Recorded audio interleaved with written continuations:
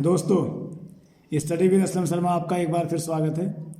आज हम इंग्लिश में 10th और 12th के स्टूडेंट्स की डिमांड पर टेंस पढ़ाना शुरू कर रहे हैं। यदि आपने अभी तक हमारे चैनल को सब्सक्राइब नहीं किया है तो प्लीज़ चैनल को सब्सक्राइब करने के बाद बेल आइकन को दबाना ना भूलें, जिससे आने वाली वीडियोस की नोटिफिकेशन आपको मिलती रहे। तो चलिए शुरू करते हैं आज का tense present indefinite. Present indefinite दोस्तों, हर टेंस की एक पहचान होती है जिससे वो बनता है। जब तक आपको पहचान याद नहीं होगी आप कोई टेंस बना नहीं पाएंगे। तो प्रेजेंट इंडेफिनिट टेंस की पहचान ये है कि इस टेंस के वाक्यों की क्रियाओं के अंत में ता है, ती है, ता हूँ, ते हैं आदि शब्द आते हैं। जैसे मोहन पढ़ता है, सीता सोती है, पिताजी मंदिर जाते हैं तो ते हैं आ गया। वह खाना खाता है, शीला कपड़े धोती है तो ता है, ती है, ता हूँ, ये इसकी पहचान है।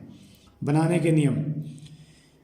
एक टेंस के 4 पार्ट होते हैं, पॉजिटिव, निगेटिव, इंट्रोगेटिव। 3 पार्ट होते हैं, पॉजिटिव, निगेटिव, इंट्रोगेटिव।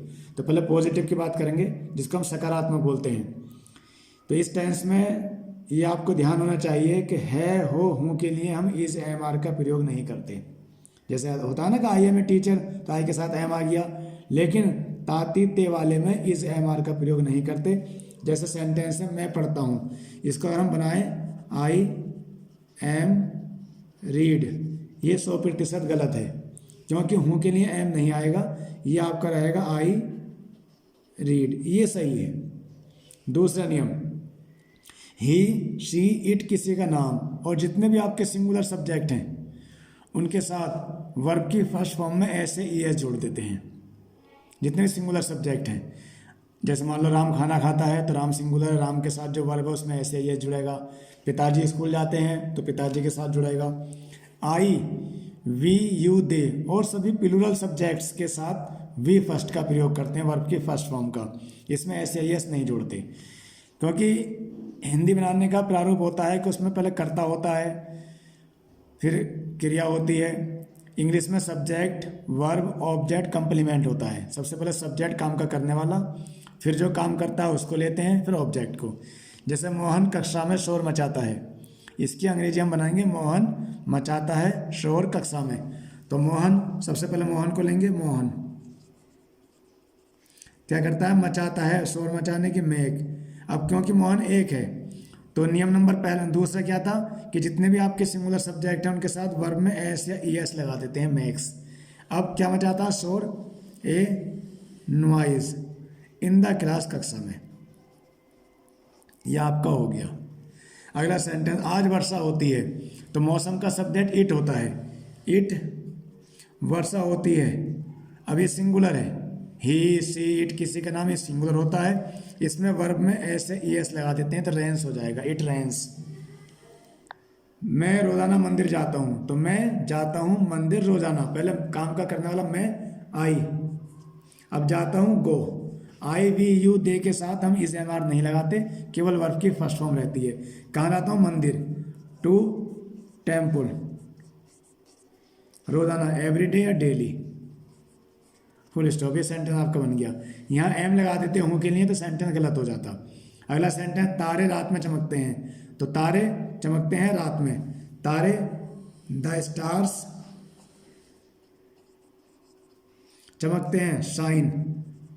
तारे ज़्यादा हैं तो ज़्यादा के साथ भी वर्ब में हम ऐसे यस बिल्कुल नहीं लगाएंगे, एट नाइट,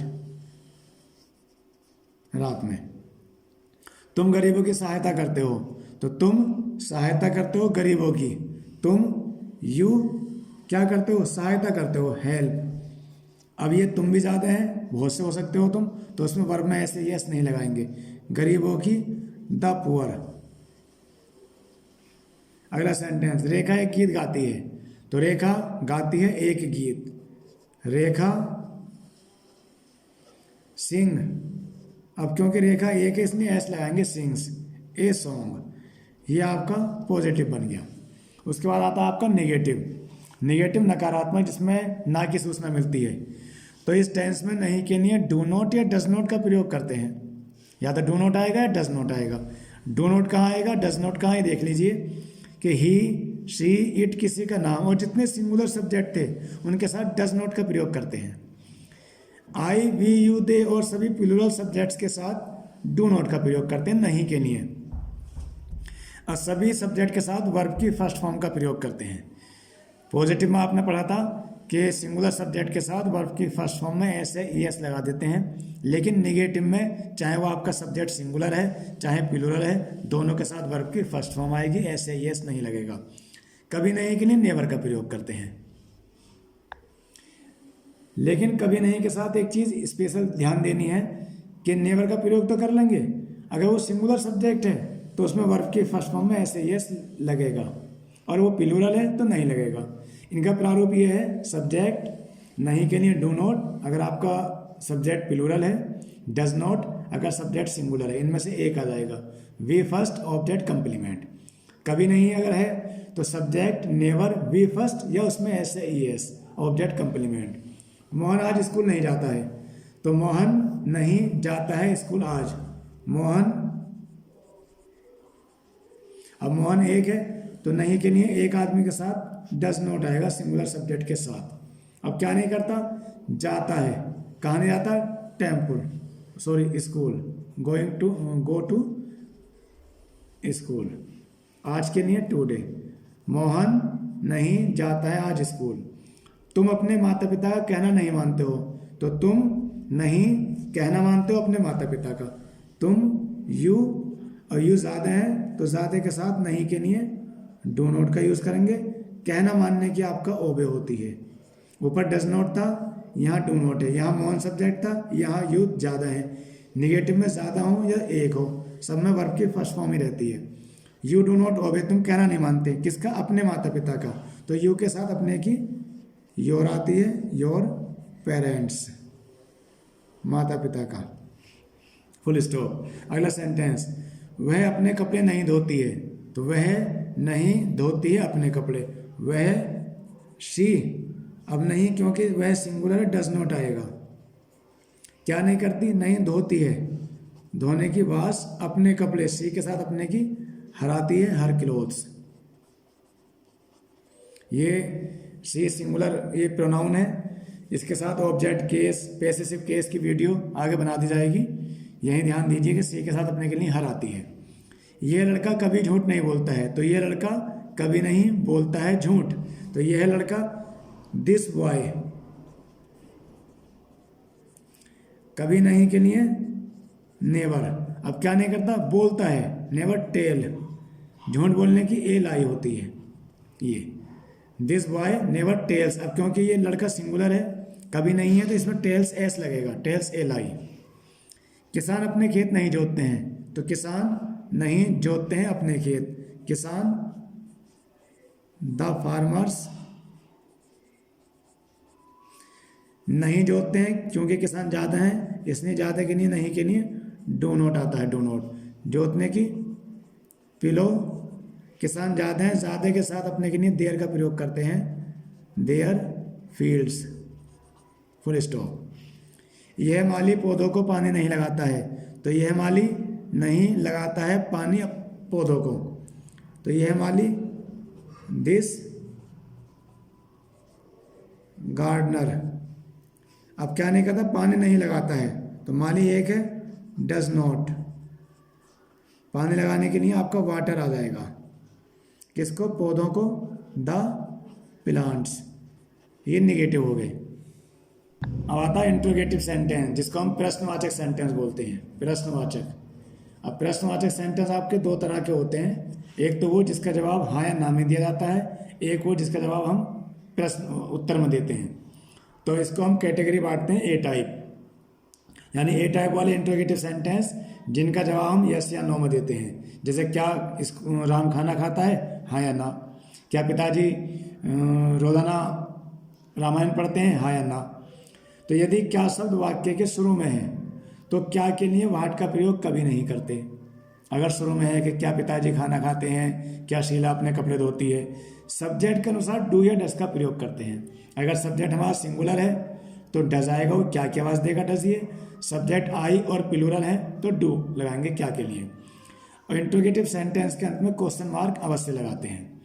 दूसरा, सभी सब्जेक्ट के साथ, चाहे सब्जेक्ट सिंगुलर हो चाहे प्लूरल हो, सबके साथ वर्ब की फर्स्ट फॉर्म का प्रयोग करते हैं।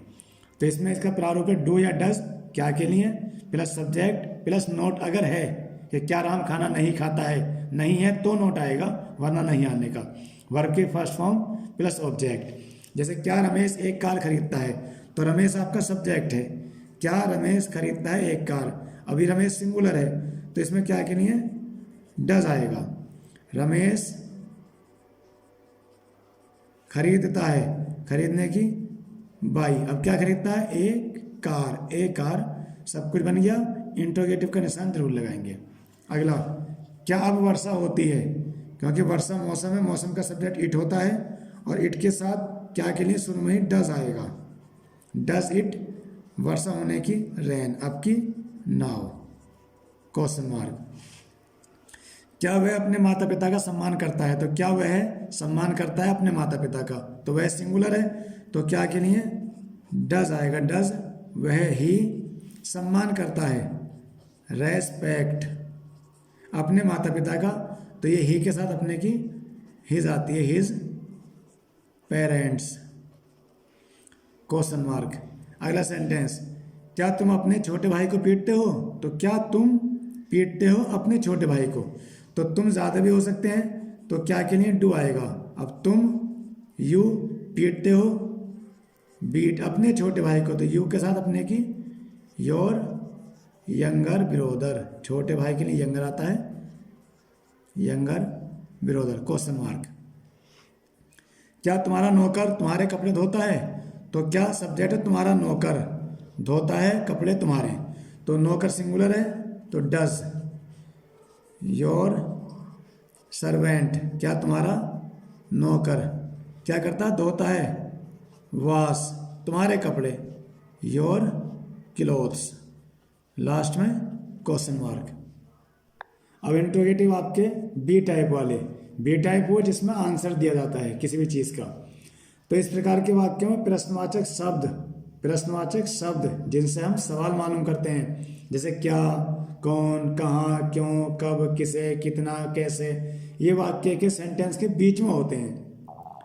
तो सबसे पहले इन शब्द की अंग्रेजी का प्रयोग करते हैं, अंग्रेजी उन शब्द की अंग्रेजी का प्रयोग करके उसी के साथ सब्जेक्ट के अनुसार डू या डज का प्रयोग करेंगे। अगर सब्जेक्ट हमारा सिंगुलर है तो डू आएगा, सब्जेक्ट प्लूरल है, सिंगुलर है तो डज आएगा, प्लूरल है तो डू आएगा। अंत में क्वेश्चन मार्क जरूर लगाएंगे। जैसे इसमें क्वेश्चन वर्ड प्रारूप है प्रश्नवाचक शब्द, डू या डज सब्जेक्ट के अकॉर्डिंग, नोट अगर है तब, वर्ब की फर्स्ट फॉर्म ऑब्जेक्ट। चपरासी घंटी क्यों नहीं बजाता है, तो ये हाँ या ना का जवाब नहीं है, इसमें इसका रीज़न दिया जाएगा, इसमें उत्तर दिया जाएगा क्यों नहीं बजाता। तो ये आपके बी टाइप के होते हैं जिसमें प्रश्नवाचक शब्द बीच में होता है। पहले इसकी अंग्रेजी लेते हैं वाई, क्योंकि अब चपरासी एक है तो इसी के साथ डू या डज भी आता है। चपरासी एक है, डज आया, वाई डज क्यों, चपरासी नहीं बजाता है घंटी, चपरासी द पियोन, अब नहीं इसमें है तो नोट आएगा, बजाता है बजाने की रिंग, घंटी की ए बेल क्वेश्चन मार्क। रमेश आजकल कहाँ रहता है, तो कहाँ प्रश्नवाचक शब्द ये बीच में है तो पहले इसकी अंग्रेजी आएगी वेयर, इसी के साथ डू या डज आएगा क्योंकि तातीत्य वाले सेंटेंस कर रहे हैं हम, प्रेजेंट इंडेफिनिट, इसके लास्ट में ता है ती है होता है, इसकी पहचान है, तो इसमें है कि नहीं इसे हमारा नहीं आता, डू या डज आता है इसमें प्रश्नवाचक में प्रश्न शब्द के साथ। तो रमेश सिंगुलर है, डज आएगा, वेयर डज। अब रमेश रहता है आजकल, रमेश क्या करता है, रहता है, रहने की, लिव आजकल, now in days question mark. तुम स्कूल कब जाते हो, तो कब जाते हो, तो पहले कब की अंग्रेजी वहन आएगी। अब तुम जाते हैं तो यहाँ जो आपका डू आएगा, तुम जाते हो school, you go to school last में क्वेश्चन मार्क। माली बाग में क्या करता है, क्या इसमें बीच में है, तो इसमें क्या क्या अंग्रेजी आएगी, तो क्या क्या अंग्रेजी क्या होती है, व्हाट। अब माली सिंगुलर है तो डज आएगा, डज। अब माली करता है बाग में, माली की, द गार्डनर करता है, डू कहाँ, in the garden question mark. तुम्हें कौन बुलाता है, इसमें सब्जेक्ट नहीं है, कौन बुलाता है। तो ऐसा सेंटेंस जिसमें सब्जेक्ट नहीं होता, कौन होता है, उसमें डू या डज नहीं आता, क्योंकि पता नहीं वो सिंगुलर है या प्लूरल है। इसमें पॉजिटिव का नियम लागू होता है, कौन बुलाता है तुम्हें, कॉल, इसमें ऐसे यस लगता है, you question mark. I hope कि आज आपने प्रेजेंट इंडेफिनिट टेंस जो है बहुत अच्छे तरह से समझ लिया होगा। कल को प्रेजेंट कंटिन्यूअस समझेंगे। और यदि आपने चैनल को सब्सक्राइब नहीं किया है तो प्लीज़ चैनल को सब्सक्राइब कर दें। इसी के साथ साथ यदि प्रीपोजिशन की वीडियो देखनी है तो उसमें प्ले लिस्ट में जाके प्रीपोजिशन की वीडियोज़ होंगी, आप उनको सर्च कर सकते हैं। धन्यवाद।